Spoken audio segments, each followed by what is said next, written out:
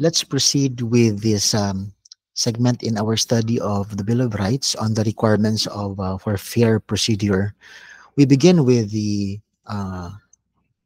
rights on the matters of arrest, searches, and seizures. The provision and point is Section 2 of Article 3, saying that the right of the people to be secure in their persons, houses, papers, and effects against unreasonable searches and seizures of whatever nature and for any purpose shall be inviolable, and that no search warrant or warrant of arrest shall issue except upon probable cause to be determined personally by the judge after examination under oath or affirmation of the complainant and the witnesses he may produce, particularly describing the place to be searched and the persons or things to be seized. It is succeeded by Section 3, saying that any evidence obtained in violation of Section 2 shall be inadmissible for any purpose in any proceeding. Section 2 and 3 are in themselves very substantial. For every law student or even law enforcer, I believe that this must be memorized. It speaks of the primacy, the significance of the rights to privacy, no, of a person. This narrative in Section 2 and 3 actually also gives you the restrictions and requirements for valid search and seizure. No? So why such a very expressive provision in the Constitution? Because it's one of the guarantees that are most valued under the Constitution, to a point that even the Supreme Court said that no statute is of sufficient importance to justify indifference to these basic principles. No matter what intention or value a search or a seizure may have, there must be a compliance of Article 2 and Article 3, Sections 2 and 3 of the Constitution. While the power to search and seize may at times be necessary to provide or to protect public welfare or public policy, still it may be exercised and the law enforced without tampering on the constitutional rights of every citizen. Why such a value? No? Well, the value for privacy goes back a long, long way. Even in the earlier medieval times, no, it is considered as the most one of the most sacred and personal rights to which one is entitled to.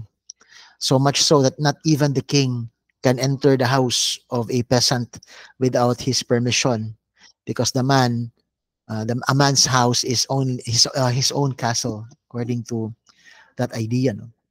So um, this principle describes, or this Article 3, Section 2 describes of this right and the contents of what can be what could allow the entry of persons to your premises, no, which is on the issuance of a search warrant. What is a search warrant? Search warrant is an order in writing issued in the name of the people of the Philippines, signed by the judge, and executed by and directed to a peace officer, commanding him to search for personal property described therein and bring it before the court. So, it is an order in writing. It's not verbal. It's in the name of the people of the Philippines because it is ancillary to a criminal case, wherein the people of the Philippines is the main complainant. Signed by the judge directing a peace officers. It's an order, a directive, commanding him to search for personal property. Real property is excluded.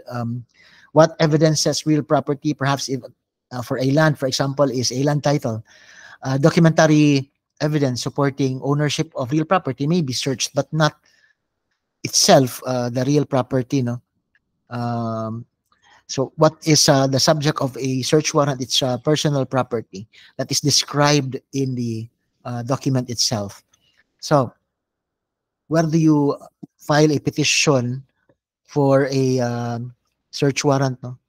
For the issuance of a search warrant, you file it in any court within the territorial jurisdiction where the crime has been committed. The territorial jurisdiction, every court is territory specific. For example, crimes committed in Davao City are within its territorial jurisdiction. But every court belonging to a territorial jurisdiction belongs also to a judicial region.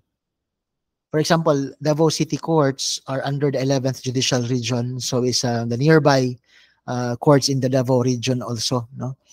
Because this is significant because one possible venue and where you can file for a warrant of arrest is in letter B, no, of Rule 126, saying that for compelling reasons stated in the application, any court within the judicial region where the crime was committed, if the place of the commission of the crime is known, or any court within the judicial region where the warrant shall be enforced.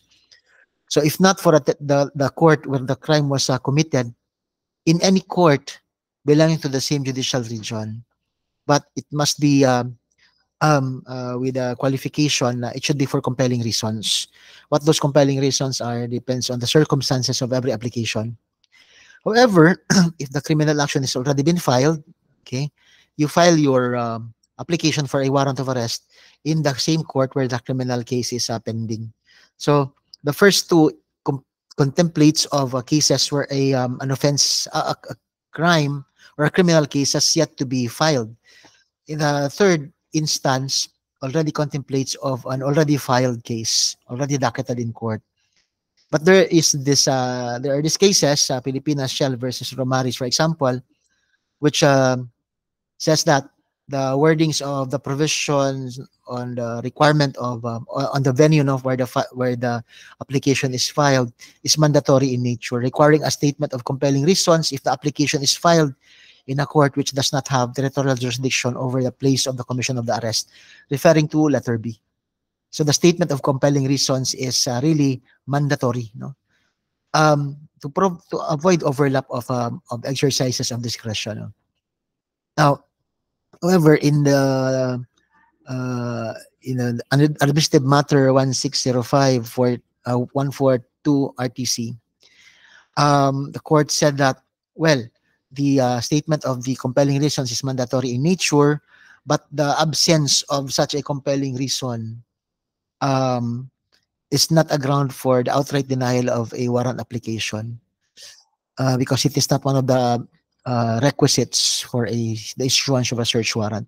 So the judge must be careful in denying a search warrant simply because there's the absence of compelling reasons. No? Because the requirements for a search warrant is stated in the Constitution, no? And the statement of the compelling reasons why, while it is also stated in law, is stated in the rules of court rather than the fundamental law. No? So, you have the idea here that venue is only procedural and not jurisdictional.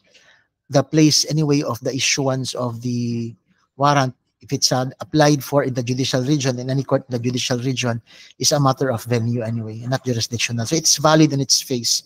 But the implication of the filing in a separate venue than the court which has territorial jurisdiction of the crime must be also considered. No?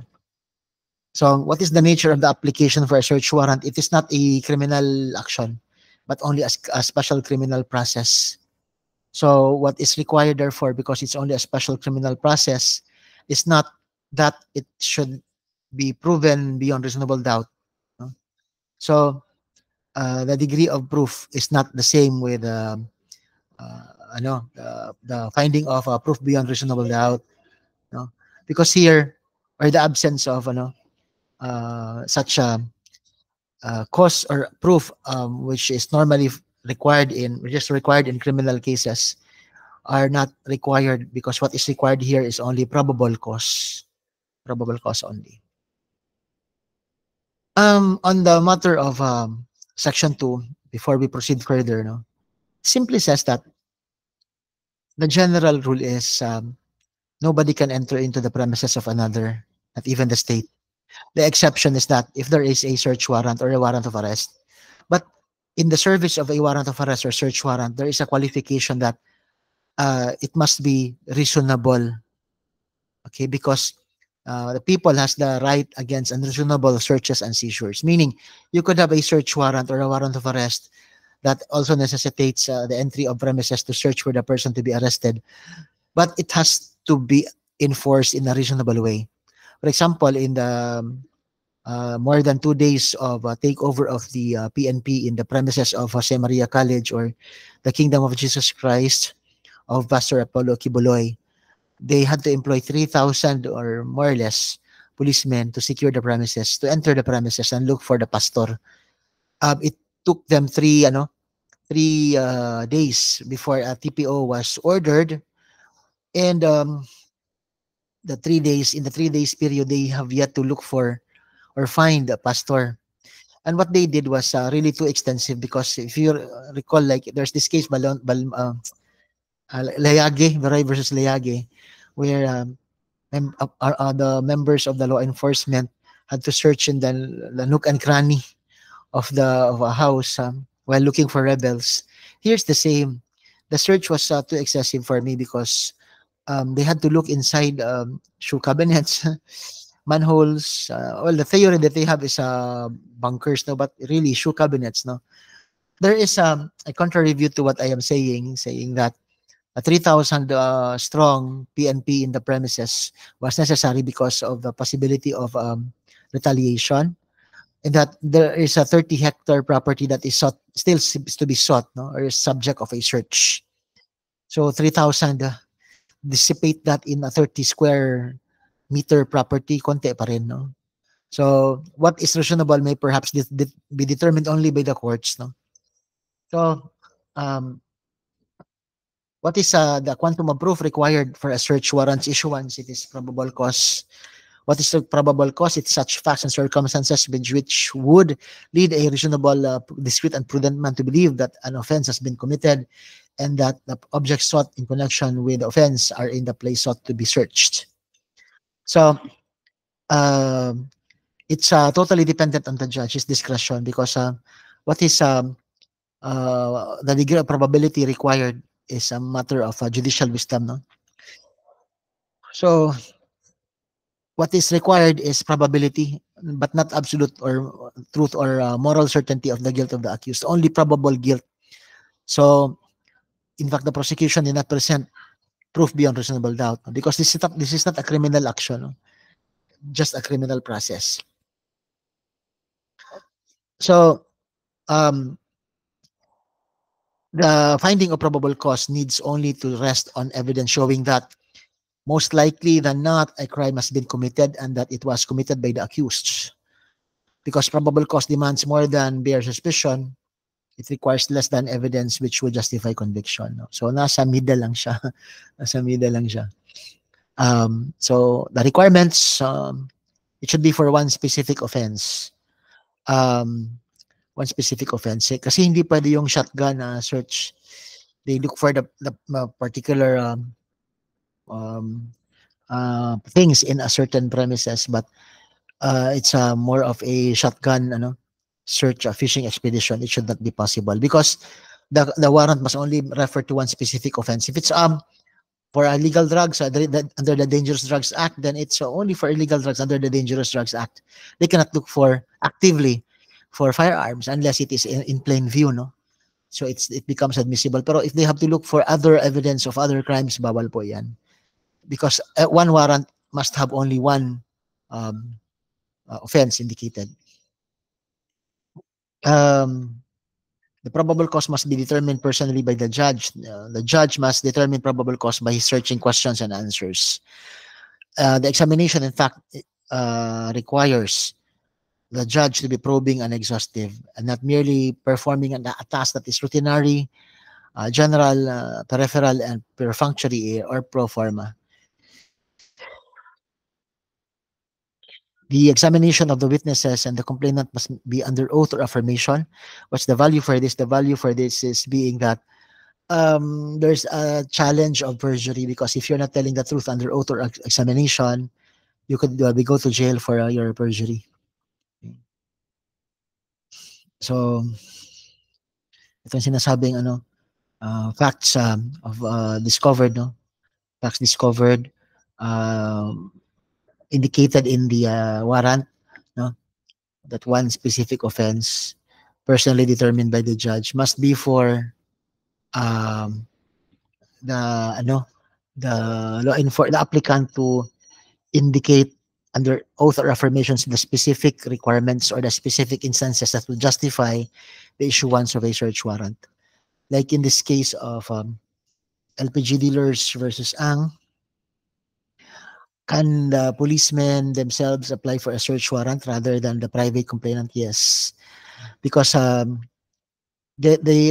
applicant, police enforcers, law enforcers, can rely not on the facts of the complainant but on the facts that they have discovered during surveillance. In fact, surveillance discoveries constitute personal knowledge which would form the basis for the issuance of a search warrant. So particularity of the things to be seized, it is as specific as the circumstances will allow. Um, it has a direct relation to the offense. No? So the thing is, what is to be avoided here is a fishing expedition. But the description must not be too technical. It can be specific but not too technical. Like you don't say in the search warrant, I'm looking for a gun, unless it is the very object of the offense. No, I'm looking for a gun colored red or blue or black or whatever, or specific quantity of drugs. No, or the serial number of a firearm, unless it is the object of the search kasi nawawala yung specific gun with the particular serial number. An identification of the thing to be seized with sufficient particularity is only required. It should not be too detailed.